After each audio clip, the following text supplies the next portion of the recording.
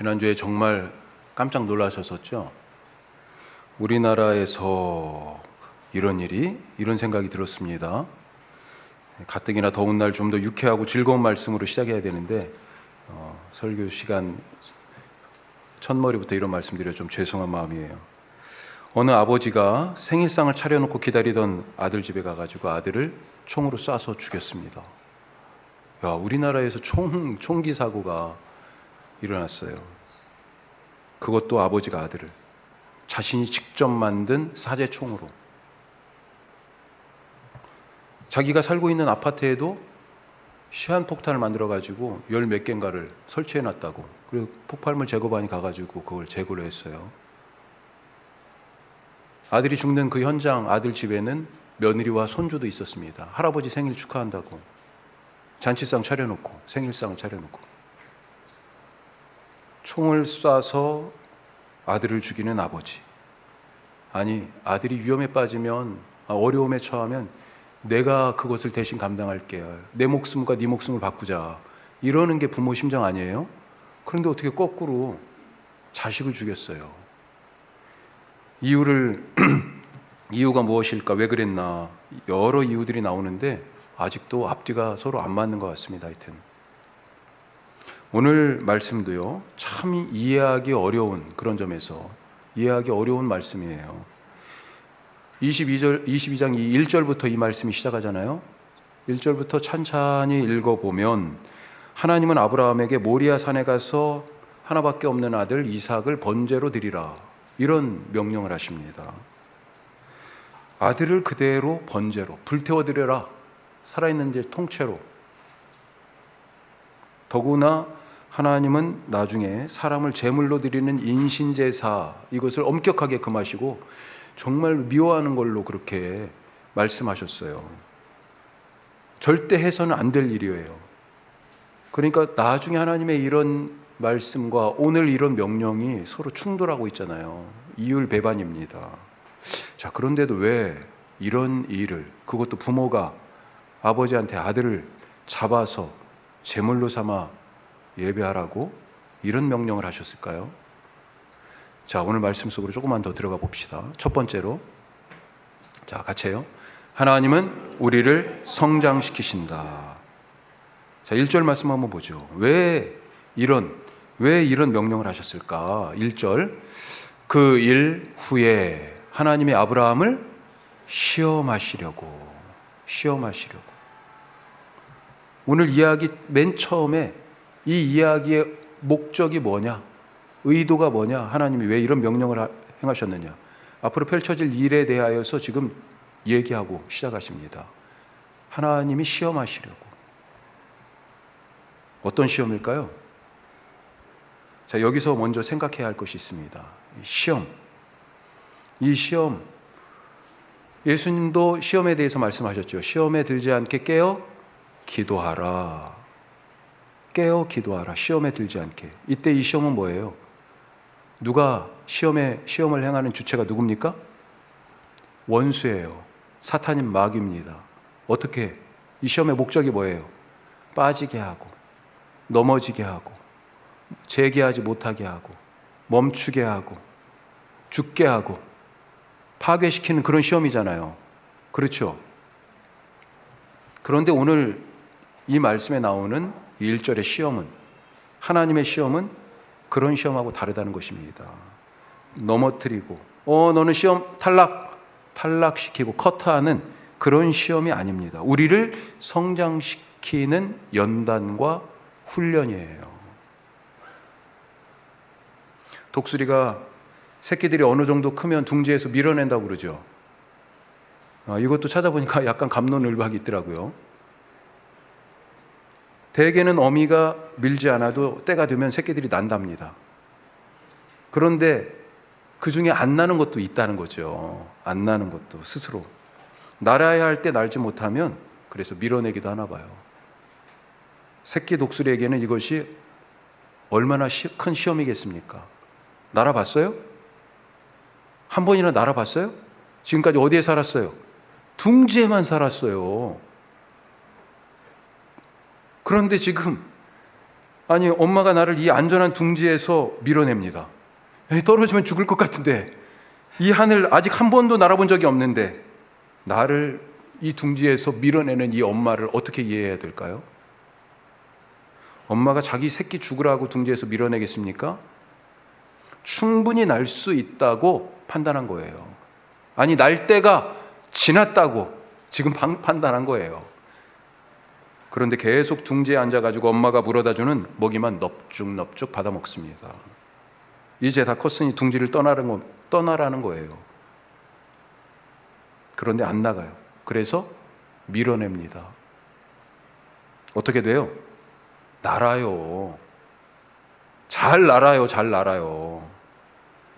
이 새끼에게는 엄청난 시험이었는데 이 시험을 통해서 한 단계 더 성장했어요.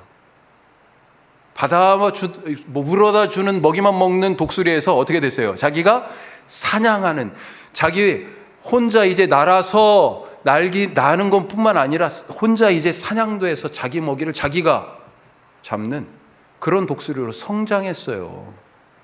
사실 일부에서 이 말씀을 나누다가 엄청 부담스럽더라고요. 우리 다 청년들이 앉아 있어가지고 그냥 모른 척하고 막 했습니다. 고린도전서 말씀 한번 보죠. 시험에 대해서 이렇게 얘기해요. 자, 같이 해요. 사람이 감당할 시험 밖에는 너희가 당한 것이 없나니 오직 하나님은 미쁘사 너희가 감당하지 못할 시험 당함을 허락하지 아니하시고 시험 당할 즈음에 또한 피할 길을 내사 너희로 능히 감당하게 하시느니라. 아멘. 하나님의 시험이 뭐라고요? 좌절하고 넘어뜨리는 그런 시험이 아니라는 겁니다. 성장을 위한 과정이에요. 우리 눈으로 볼 때는요, 나 이거 저거 감당 못해. 나 못하게 해서 저거 겁나. 우리 눈으로 볼 때는 그런 것 같은데요, 감당할 만한 시험이라고 말씀하잖아요. 감당할 만한 시험입니다. 이 시험을 통과할 길도 다 마련해 놓으셨어요. 사실 아브라함에게는 전에도 이런 시험이라는 이름이 딱 붙지는 않았지만 똑같은, 아니 그거보다 어떻게 보면 더 두려운 그런 시험이, 비슷한 시험이 있었습니다. 창세기에서 아브라함이 이제 12장부터 본격적으로 등장하는데 그 첫 마디가 뭐예요?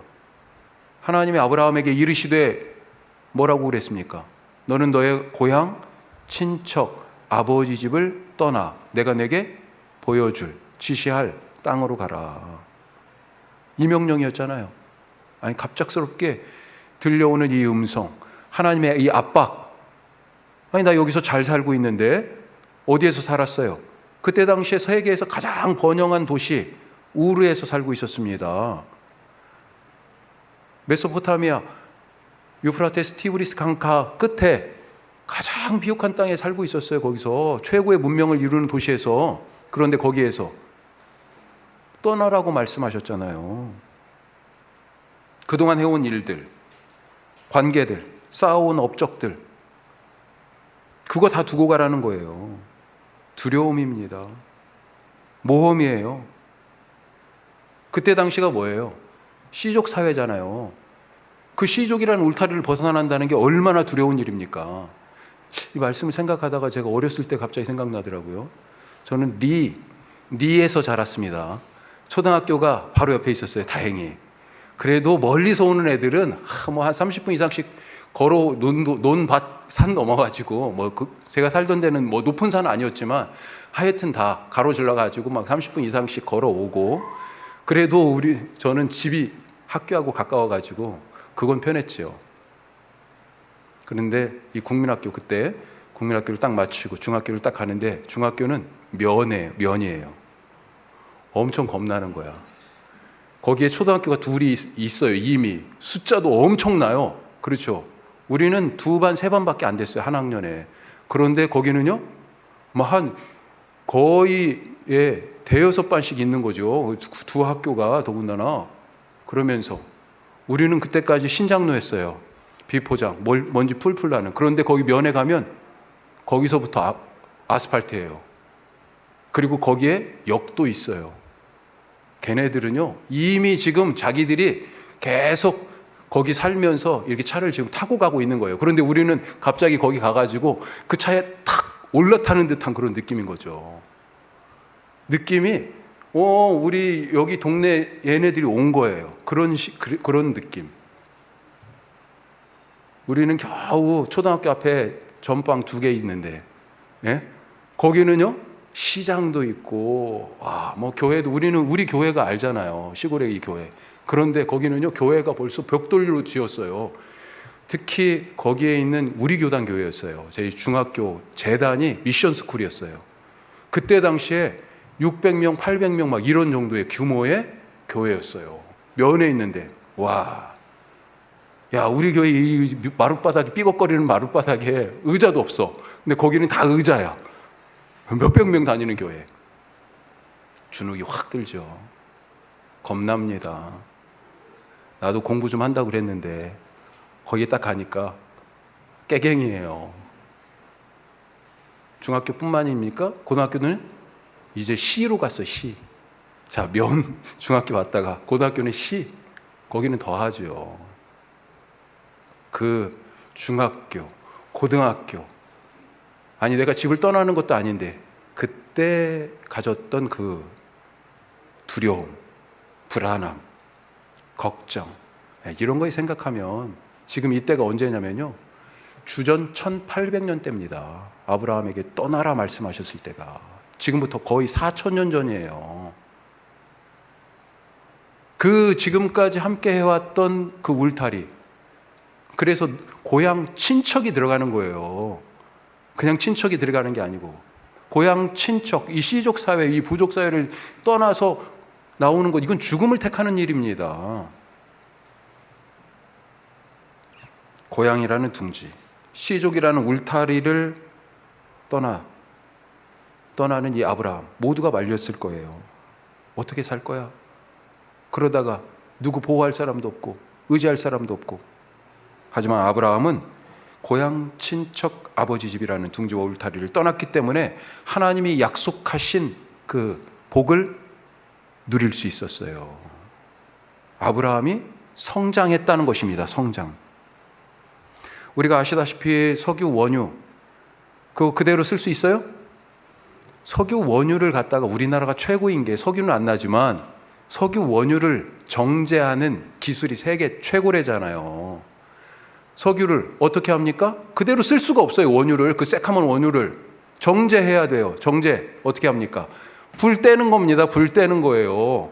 그런 과정, 그런 시련의 과정이 있어요. 불을 떼면 제일 처음에 뭐가 나와요? 자, 오늘 잘 기억하세요. 뭐가 나와요? 가스가 나옵니다. 석유가스. 이게 뭐예요? 액화 석유가스. 예. 우리가 소위 말하는 부탄가스. 예. 프로판가스예요. 프로판가스가 나오는 거고. 그 다음에 휘발유가 나와요. 그 다음 등유. 그 다음 기억하세요? 경유, 디젤. 그 다음에 중유. 그 다음에 맨 마지막에 아스팔트 남는 거예요. 예? 이게 불을 떼기 때문에 필요한 것들로 그렇게, 비행기도 날리고 자동차도 굴러가고 다 그러는 거 아니겠습니까? 차도 돌아다니고. 예. 쇠도 불과 물을 오가야 단단해집니다. 그렇지 않은 쇠는 물러요. 금도 불구덩이 속에 들어가야 정금이 되잖아요. 지금 내가 만나는 일이 시험입니까? 하나님이 나를 방치하시고 나를 돕지 아니하시고 심지어 나를 잡아뜨리고 곤경에 빠지고 넘어뜨리게 하시는 것 같습니까? 하나님의 시험은 우리가 감당할 시험이에요. 이것을 통해 우리는 성장합니다. 우리를 자라게 하세요. 그게 하나님의 목적이에요. 두 번째, 따라서 어떻게 해야 합니까? 시험 속으로 들어가라. 시험 속으로 들어가시기 바랍니다. 성장하기 위하여 이 시험 속에 들어가야 돼요. 피할 수가 없어요. 시험 피해지지도 않고요. 시험 속으로 들어가야 됩니다. 자, 시험 문제를 냈어요. 지금 하나님이 시험을 냈는데 문제가 뭔지 알아야죠. 자, 문제 2절 말씀 보죠. 같이 합시다. 여호와께서 이르시되 내 아들 내 사랑하는 독자 이삭을 데리고 모리아 땅으로 가서 내가 내게 일러준 한 산 거기서 그를 번제로 드리라. 자, 이 시험 문제 딱 받아들였는데 와, 이거 답답하네요. 어떻게 풀어야 될까요? 너무 어려워요. 3절 말씀에 보면 아브라함이 문제를 풀기 시작합니다. 자, 아브라함은 이 문제를 딱 받은 그 다음날 아침 일찍이 일어나 나귀의 안장을 지우고 종 둘을 불러서 준비시켜요. 그리고 번제에 쓸 나무를 쪼개고 이삭을 불러서 같이 하나님이 명하신 산으로 출발합니다. 그 다음날 아침 바로 문제를 풀기 시작하는 거예요. 외면하지 않았어요. 문제 속으로 지금 뛰어들고 있습니다. 모리아산까지 며칠 걸렸어요? 3일 걸렸습니다. 3일. 그런데 그 3일에 내내 말이 없어요. 침묵에 또 침묵. 산이 보입니다. 드디어. 그러자 아브라함이 종들과 나귀는 산 아래에 두고 싣고 온 나무 장작을 아들 이삭에게 짊어지게 하고 둘이 아버지와 아들이 이제 산을 올라요. 자기는 불과 칼을 손에 들고 번제해야 되니까. 계속 또 이 산을 오르는데 또 침묵이 계속돼요. 이삭이 얼마나 답답했을까요? 얼마나 궁금했을까요?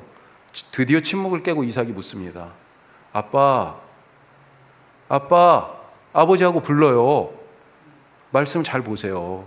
그랬더니요, 아브라함이 아들, 아빠 여기 있어. 그러는 겁니다. 야, 이 짧게 오가는 이 침묵을 깨고 아빠라고 부르는 이 이삭과 아들, 아빠 여기 있어 라고 대답하는 이 아브라함 마음이 어떨까요? 아브라함은 알고 있잖아요. 이 산을 지금 왜 올라가는지, 앞으로 무슨 일이 벌어질지. 지금은 둘이 같이 올라가지만 이따 내려올 때는 혼자 내려올 거예요. 이 짧은 아빠, 아들, 이 말이 왜 이렇게 서글프게 들리는지. 그러다가 이왕 침묵을 깬 김에 이 아들 이삭이요, 궁금증을 참지 못하고 드디어 묻습니다. 아마 이삭은 이 3일 길을 계속 산까지 걸어오면서 또 지금 산 밑에서 여기까지 장작을 딱 짊어지고 올라오면서 내내 스스로에게 물었을 거예요. 아니, 번제를 드린다는데 재물은 대체 어디 있지? 7절 말씀 보세요. 그래서 물어요. 이삭이 이르되 뭐라고요? 불과 나무는 있거니와 번제할 어린 양은 어디 있나이까? 아마 이삭은 꿈에라도 자기가 번제물이 된다는 생각 못했을 거예요. 드디어 하나님이 정하신 곳에 모리아산 그 어느 지점에 올라왔습니다. 도착했어요. 아브라함이 제단을 쌓습니다. 그리고 이삭이 지고 온 그 나무를 그 제단 위에 버려놓습니다. 그런데 아직까지도 번제물이 없어요. 그런데 순간 갑자기 아버지가 이 아들을 붙잡아 결박하고 제단 이 나무 위에, 버려놓은 나무 위에 이 아들을 올려버려요. 그리고 손을 내밀어 칼을 잡고 내려치려고 합니다.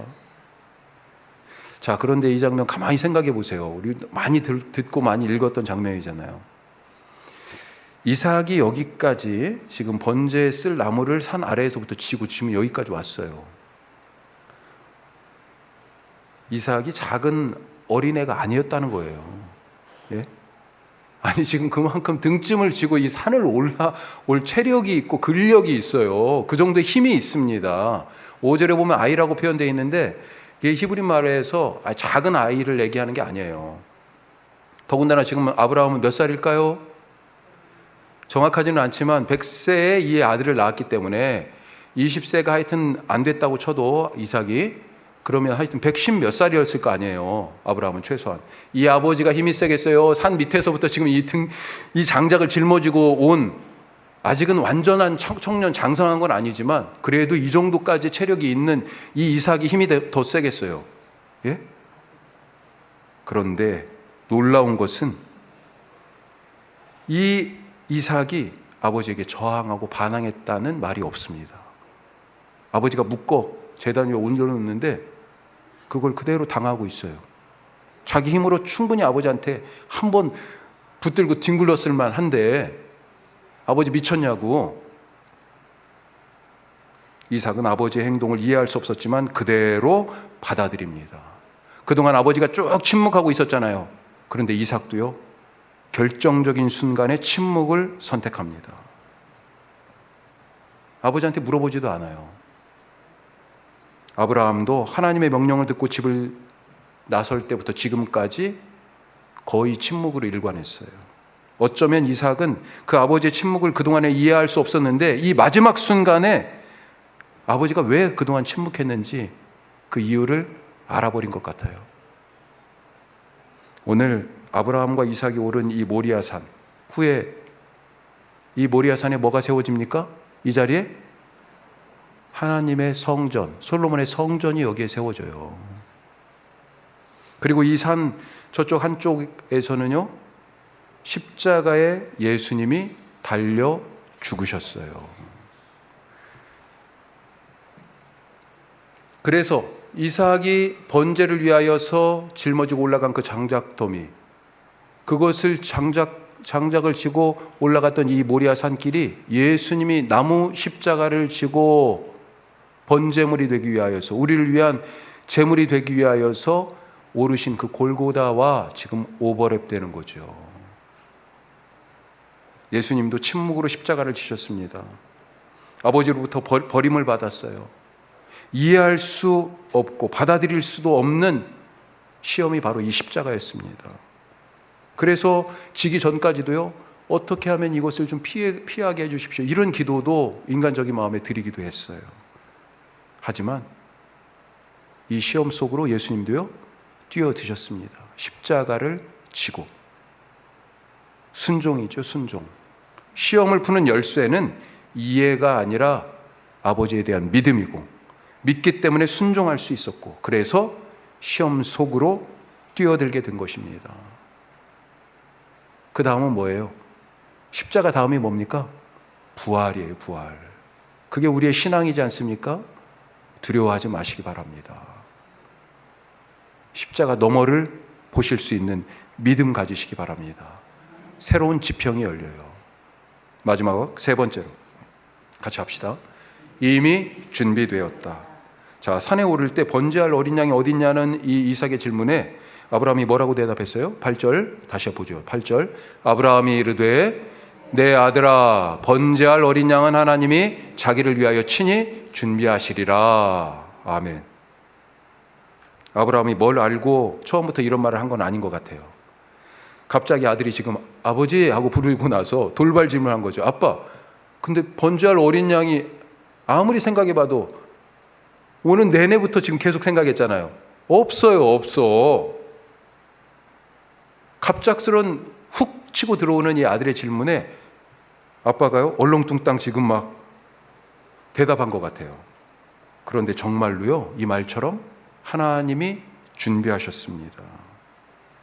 하나님을 향한 절대 신뢰로, 이해도 안 가고 말도 안 나오는 이 시험 속으로 침묵으로 순종하며 뛰어든 이 아브라함과 이삭을 위해 하나님이 준비하신 거예요. 여기서 우리가 잊지 말아야 할 것이 하나 있습니다. 왜 산에 올랐어요, 이삭과 아브라함이요? 왜 산에 올랐습니까? 번제 드리러. 뭐예요? 예배하러 산에 오른 것입니다. 예배하러. 이 예배는 아브라함과 이삭만 드리는 일방적인 예배가 아니었어요. 하나님과 함께 하는 거잖아요, 예배는. 하나님을 만나는 거잖아요. 예.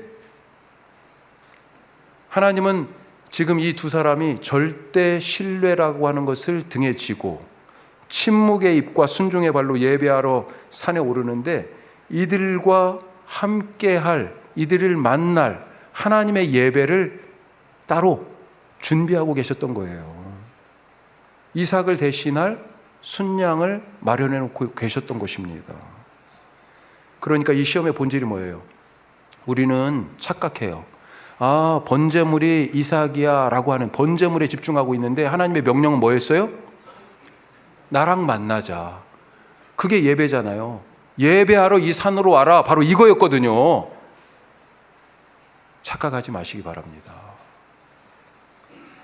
하나님이 원하시는 것은요, 재물이 아니라 하나님을 향한 예배하는 중심이에요. 우리가 이번 아웃리치를 떠납니다. 뭐 하러 가는 겁니까? 예배하러 가는 거예요. 다양한 사역과 준비가 재물일 수 있겠습니다. 하나님께 드리는. 하지만 잊지 마시기 바랍니다. 그 삼계탕 한 그릇이 중요한 것이 아니에요. 우리는 예배하러 가는 겁니다. 우리가 온전한 예배자가 될 때 고천이의 그 어르신들도 함께 예배하는 분들이 되실 거예요.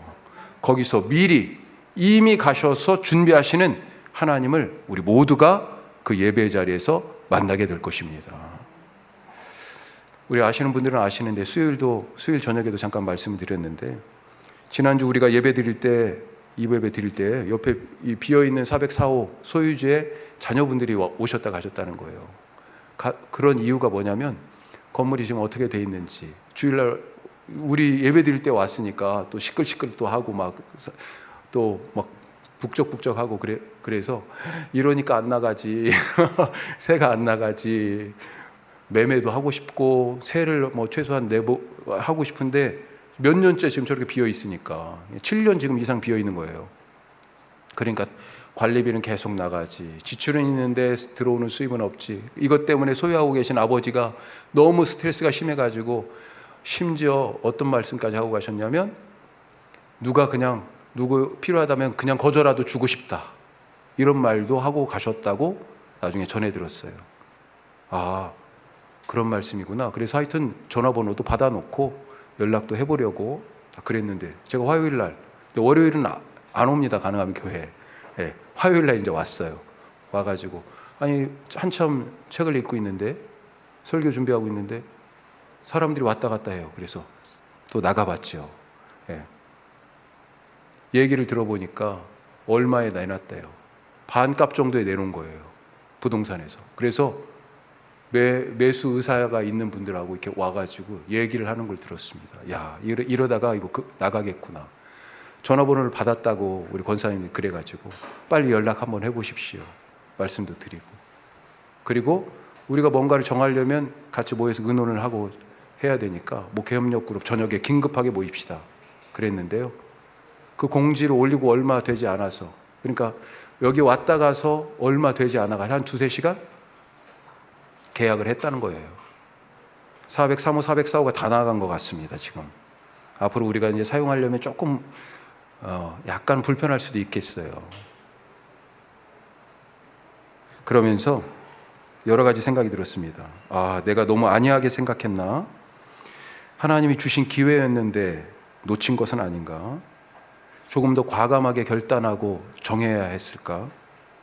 너무 절차를 따졌나? 우리가 부동산에 대한 것은 우리 교단 헌법에 재직회에서 정하게 돼 있어요. 네.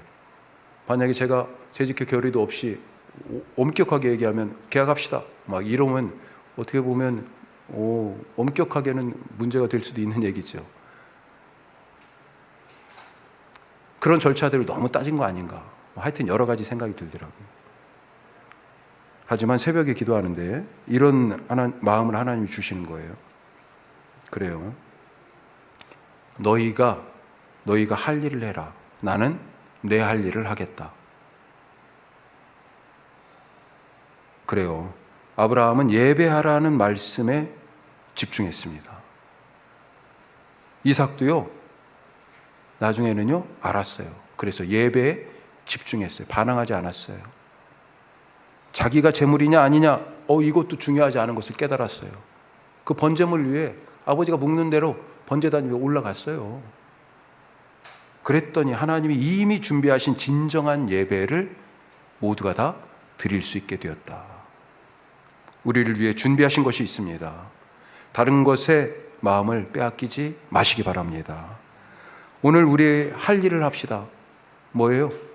우리에게 주신 자리에서 예배하고 우리 앞에 있는 사람을 사랑하며, 오늘 내게 주신 일을 먹고 살기 위한 일이 아니라 하나님이 내게 맡겨주신 복음의 일로 여기고 충성할 수 있기를, 오늘 내게 주신 일을 잘 감당하는 예배하는 분들 되시기를 주님의 이름으로 축복합니다.